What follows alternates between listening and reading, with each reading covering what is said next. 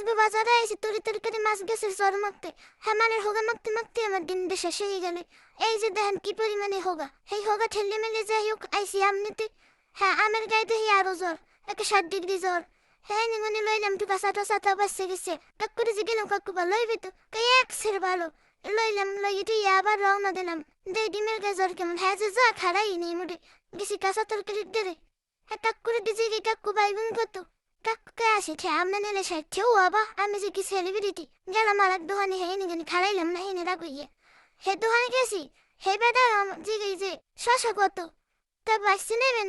না বাসছে দিমু। আমি কি বাসছে নিমু কত 60 আর এমনি নিলে 40 কি নিমু নামনে শশা দান কাঁচামরিচ টিরিস লইয়ে গেলাম। হ্যাঁ হোগার জ্বালায় মাছের দাঁড়ে খারাপ দিনে। হ্যাঁ এবার হোগা ঠেলিয়ে মেলিয়া কোন দশের নাম খারাইয়ে টুকি মেরে জিগে নামনে মাছের হে জ্বর কেমন আর দেওয়া যাইবে নি। কাকু কইলে যে না দেওয়া যাইবে। তা বিশ্বাস করে লইলাম কেজিখানি মাছ।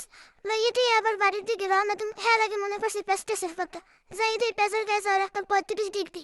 যাই হোক হেনে কোনো লইলাম কেজি দিনে। লই একটা সুন্দর মতো প্যাকেট ট্যাকেট করলাম। হ্যাঁ দিয়ে এবার কাকু পচাটাও দেয়।